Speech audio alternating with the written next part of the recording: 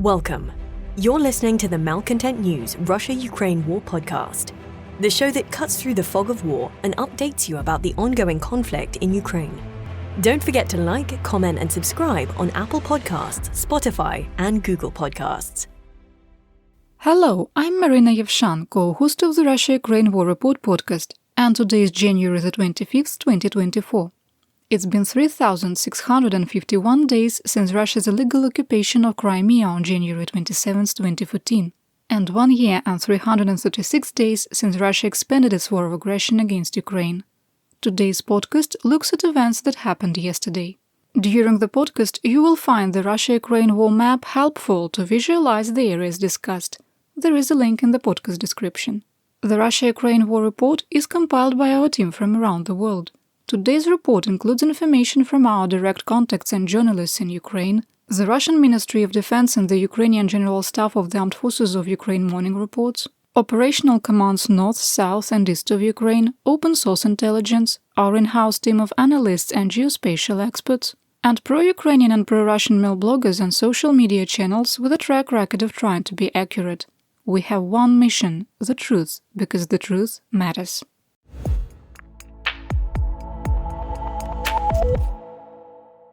Let's start with the daily assessment, which has been updated.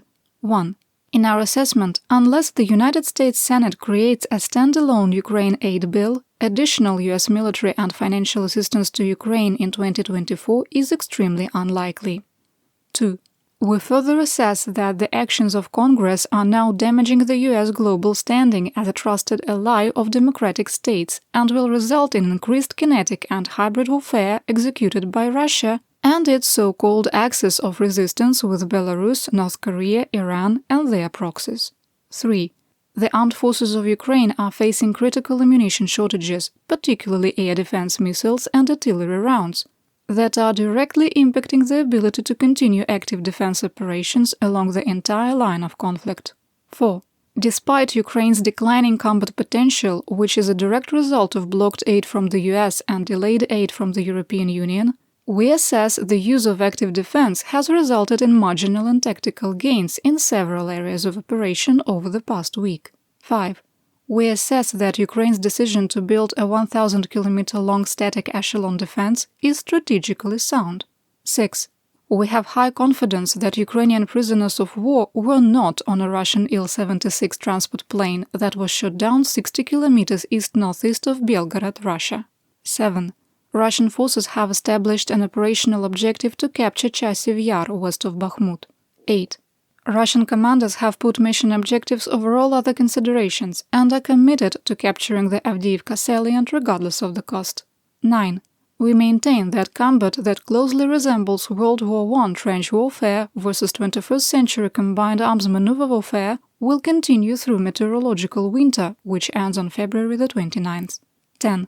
We maintain that Russia's ongoing political purge is accelerating, and the Putin regime is accelerating its transition into a fascist state, and further assess that in the medium and long term, this shift will endanger global security and stability. 11. While the possibility of an intentional nuclear accident caused by Russian occupiers at the Zaporizhzhia nuclear power plant remains low, the threat should be taken seriously. We are very troubled by the latest report from the International Atomic Energy Agency and the lack of international attention.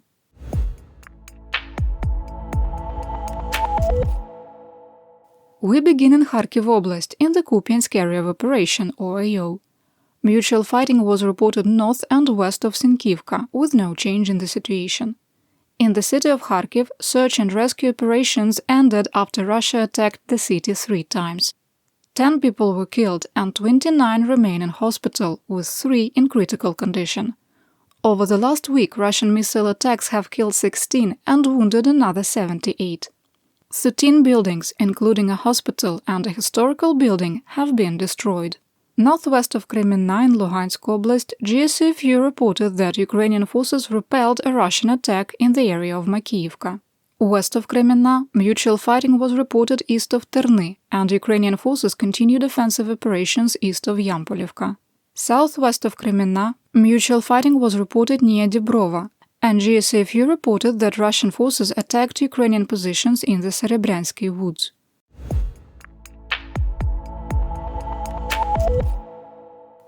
Next, let's talk about the Donbas.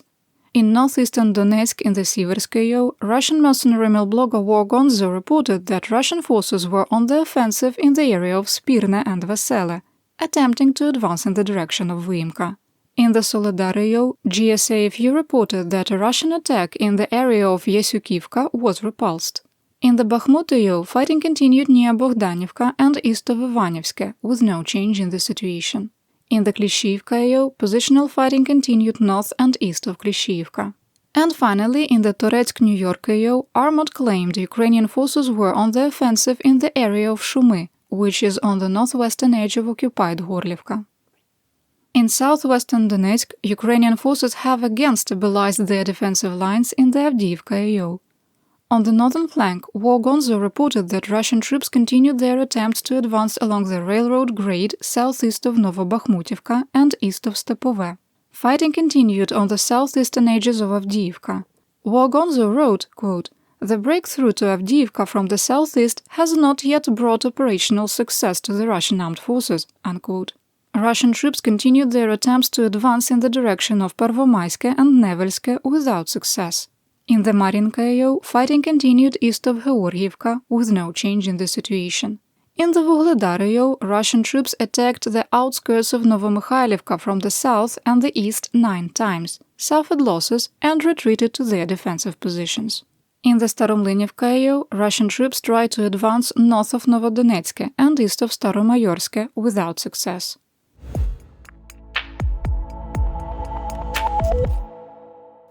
In Zaporizhzhia, there was only light fighting in the Orikhiv-Rio.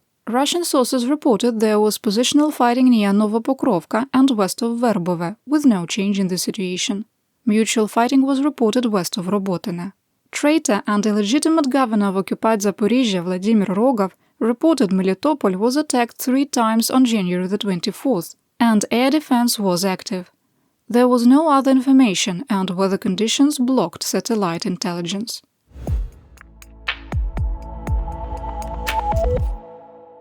In the Kherson-Rio, fighting continued in Krynki and the forests to the south, with Ukrainian forces repelling 7 attacks. GSAFU reported that Russia was preparing to attack Ukrainian positions with the chemical weapon chloropicrin in an attempt to force a withdrawal from the village. In our assessment, the report has weight, as Russia has significantly increased the use of CS, also known as tear gas, and in more isolated cases has used the chemical weapon precursor chloropicrin. The Chemical Weapons Convention bans both toxins.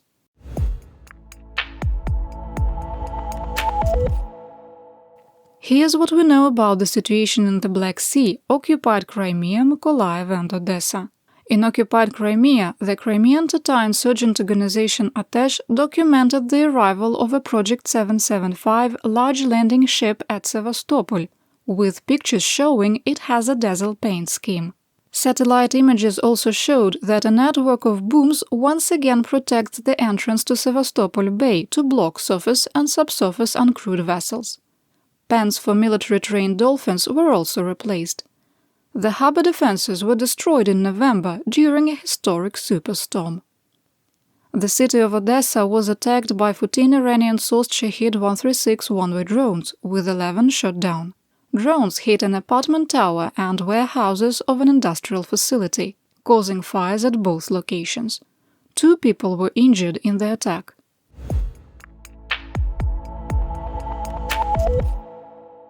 Here is the update for the Russian front. In the Belgorod region, our analyst team has established a timeline of events leading up to the crash of a Russian Il-76 military transport plane, shot down approximately 60 kilometers east-northeast of the city of Belgorod. On January the 23rd, at 23:45 hours Los Angeles time, Belgorod region governor Vyacheslav Gladkov reported that an, quote, aircraft type UAV was shot down by an air defense system over the village of Blizhnie. 27 minutes later, at 0:12 hours, on January the 24th, Gladkov wrote, quote, "A missile alert has been launched in Belgorod," unquote. 18 minutes later, at 0:30 hours, our analyst team believes the Russian military transport departed from Belgorod International Airport despite the ongoing air raid alert. 13 minutes later, at 0:43 hours, Governor Gladkov wrote, quote, "The missile warning signal has been cancelled in Belgorod," unquote. 5 minutes later, at 0:48 hours, Gladkov writes, quote, "Incident in Korocha district. An investigative team and emergency situation ministry employees are currently working at the scene. I changed my work schedule and went to the area. All details later," unquote. Quick assessment. Gladkov's wording indicates that the Il-76 was shot down at least several minutes before he posted, and he was already in the Korocha area. 3 minutes later, 0:51 hours, the first social media reports about the plane crash appeared. 2 minutes later, Telegram channel Belgorod Informant writes, quote, "Now investigators and employees of the Ministry of Emergency Situations are working on the site. The governor also went to the area. According to our information, a military transport plane crashed. The information is being clarified," unquote. 11 more minutes pass, and at 01:04 hours, the first video of the Il-76 crashing is published on social media. 23 minutes later, it is now 01:27 hours, the Russian Ministry of Defense reports, quote, "The Il-76 crashed at about 11 o'clock Moscow time in the Belgorod region. On board the fallen Il-76, there were 65 captured military personnel of the Ukrainian armed forces transported to the Belgorod region for exchange, 6 aircraft crew members and 3 accompanying persons." Finally, almost 3 hours later, the Russian Ministry of Defense changed the time of the crash, stating, quote, "Today at 11:15 a.m., the Kiev regime committed a terrorist act, as a result of which a Russian military transport aircraft was shot down," unquote. More assessment. Armored moved the time 27 minutes later than Governor Gladkov's first report of unquote, "incident in Korocha district," and outside of the window of the air raid alert that was ongoing in Belgorod. It is also 11 minutes after the first video of the crash appeared on the internet, which makes the claim impossible. The Kremlin also falsely said that the plane was arriving, despite local reports indicating the plane had departed from Belgorod International Airport. The video that showed the plane crashing was recorded in the settlement of Yablonovo, facing north. The aircraft was traveling west to east and crashed in the fields north of the settlement. In the 27-second-long video, the nose section of the plane was missing, and as it rolled to the north, engine number 3 tore off of the wing. There is additional information about the incident later in the podcast. Moving on to the Krasnodar Krai region, the Rosneft oil refinery in Tuapse was hit by at least one Ukrainian drone, sparking a large fire in the crude oil heating unit near a hydrocracker. This is potentially major damage to one of Russia's largest refineries. During the drone attack, a ground stop was announced at Sochi airport. We link to videos of the attack and fire in our daily situation report. Information is in the podcast description. You're listening to the Malcontent News Russia-Ukraine War podcast. Our team of journalists, researchers, and analysts is funded by readers, listeners, and viewers just like you. To support independent journalism, please consider becoming a patron. You can find us on patreon.com/malcontentnews.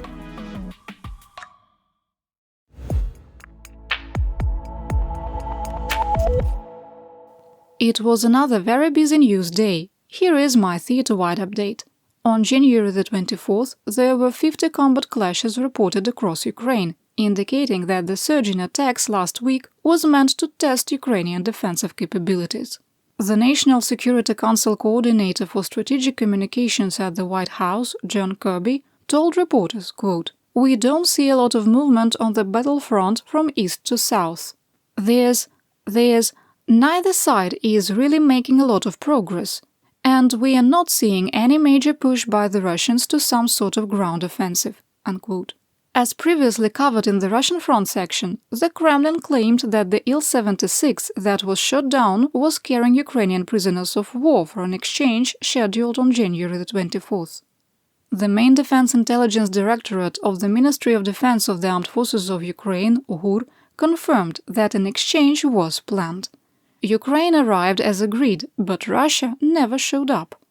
Russian state media agency MASH claimed the planned exchange was going to include 192 prisoners from each combatant. Russian propagandist and head of Russian state media agency RT, also known as Russia Today, Margarita Simonyan, published a list claiming it was the names and birth dates of the 65 Ukrainian prisoners killed in the crash. A review of the list discovered that 18 people had already been returned to Ukraine in previous exchanges. News agency Astra was able to confirm that 7 names on the list are known POWs, and Baza confirmed 10, with 4 names overlapping.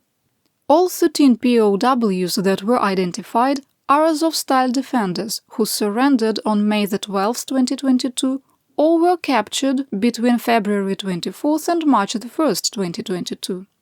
The status of the remaining 34 is unknown. The spokesperson for the International Committee of the Red Cross of Ukraine said that the organization's delegation in the Russian Federation is trying to find out who was on board the plane, adding the ICRS does not take part in prisoner exchanges. What? That's literally their job. It's spelled out in international humanitarian law. During his evening address, President of Ukraine Volodymyr Zelensky called for an international investigation into the incident. Ukrainian military analyst Alexander Kovalenko shared a lengthy assessment. He wrote in part, quote, "It is also worth noting that open-source intelligence analysts confirmed the fact that the Il-76 aircraft RA-78-830 was flying to Russia via Egypt, Saudi Arabia and Iran, then disappeared from radar somewhere near Syria, and then popped back up over Belgorod region. A very strange route for delivering captured Ukrainians. It is also known that this particular plane played an active part in the Iranian express supply chain." Unquote. Russian State Duma deputy and head of the Defense Committee Andrei Kartapolov claimed that Ukraine deliberately shot down a plane to blame Russia for the attack. He also claimed a second plane with 80 POWs changed course after the first plane crashed. Kartapolov declared that future prisoner exchanges are suspended. Okay, 65 plus 80 minus the 18 that were already repatriated equals 127. Wait, that isn't 192. Our agency received intelligence from a reliable source in a third-party nation that the Il-76 was carrying Shahed one-way drone instructors and technicians with the Iranian Republican Guard as part of a planned rotation. This was the reason for the plane's route through the Middle East before arriving in Belgorod. We are continuing to work to verify the intelligence in cooperation with other analysts.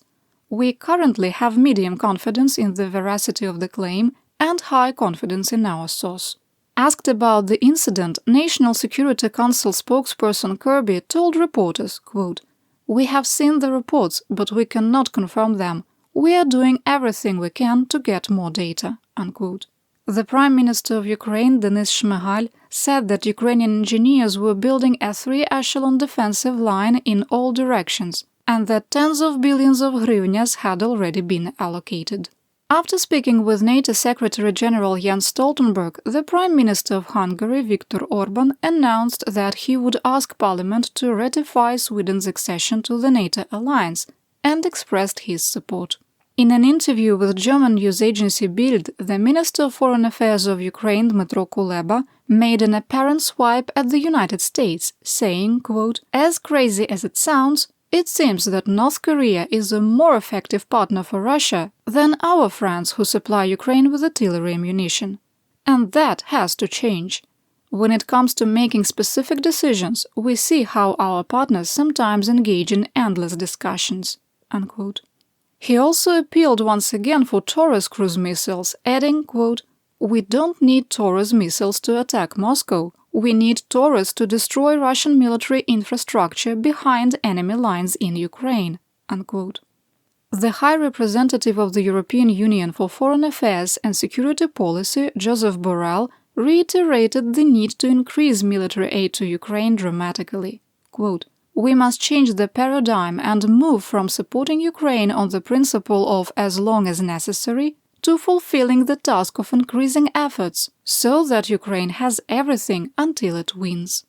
Unquote. German Chancellor Olaf Scholz once again called on European allies to increase military aid during an interview with German news agency Die Zeit. Scholz said he had started having telephone conversations with colleagues from partner countries to increase military assistance. Scholz also announced that Berlin and Kyiv were in active negotiations to establish security guarantees, saying, quote, "I assume that we will finalize this soon. I have a feeling that we are on the verge of final negotiations." Unquote. After meeting with the Prime Minister of Slovakia, Robert Fico, Prime Minister Shmyhal declared that an agreement had been reached to support Ukraine's integration into Europe, the respect to both nations' territorial integrity, and Slovakia agreeing to continue to permit arms sales to Ukraine. Further, Fico declared that he would not block the €50 billion financial aid package from the EU, set for approval as early as the 1st of February. After the meeting, Slovakia announced it agreed to provide Ukraine with construction equipment and Bozhena 4 demining systems. Poland provided Ukraine with a Mi-2 helicopter configured for medical evacuation. And Denmark committed to providing Ukraine with $13.3 million in aid for cybersecurity. The United Kingdom reportedly offered to buy Taurus cruise missiles from Germany so that it could replenish its own inventory and provide Ukraine with existing Storm Shadow cruise missiles. US Department of Defense spokesperson Pat Ryder issued another warning if Congress continues to block future aid to Ukraine. Quote, "Without additional funding, we cannot provide systems and equipment to meet medium and long-term needs and help them," he means Ukraine, "maintain in working order the systems that we have already provided." Unquote. Political insider Jack Sherman reported that immigration reform and aid to Ukraine were all but dead in the US Senate. Quote, McConnell told a closed meeting of Senate Republicans Wednesday that the politics of the border has flipped for Republicans and cast doubt on linking Ukraine and border. "When we started this, the border united us, and Ukraine divided us. The politics on this have changed," McConnell then told his GOP colleagues. Unquote. Senate Minority Leader Mitch McConnell claimed that former President and presidential candidate Donald Trump, quote, "wants to run his 2024 campaign centered on immigration," adding, "We don't want to do anything to undermine him," unquote. Moving to assessment. The Senate could still attempt to pass a standalone Ukrainian military aid package, but House Speaker Mike Johnson would still have to advance it. Johnson has repeatedly stated that an immigration and border security package would come before any other business. In our final assessment, unless an unforeseen event occurs, we believe that the House will not pass a fiscal year 2024 budget, nor a 2025 budget in September. We believe that Congress will pass additional 30 to 60-day continuing resolutions at the 2023 funding level through the November elections, and will not consider any other major legislation.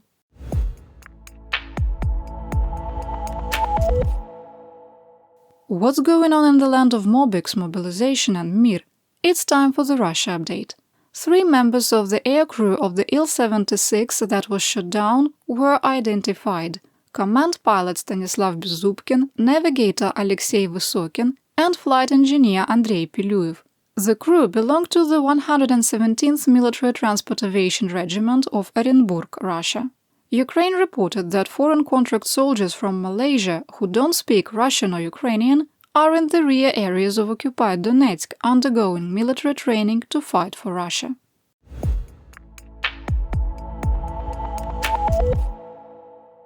In our War Crimes and Human Rights segment, we sometimes discuss violence, human suffering, and other atrocities.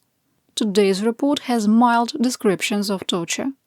If you find this type of content disturbing, you can skip to the next section. Russian forces intentionally shelled a hospital in Kherson with cluster munitions, wounding 2 medics and a 60-year-old patient, causing additional damage to the facility. The Ministry of Education and Science of Ukraine reported that since February 24, 2022, 200 schools have been completely destroyed and another 1,600 damaged by Russian attacks. In less than 2 years, every 7th school in the country has suffered damage. Political prisoner Crimean Tatar Ekrem Krosh testified in the illegitimate Russian court in occupied Crimea that he and another Crimean Tatar prisoner were being repeatedly tortured. Krosh told the court that in pretrial detention center 2 in Simferopol, prisoners are beaten by drunken guards, including on the head and with tasers. They are also forced to repeat the Russian national anthem by memory every day and are beaten if they make any mistake.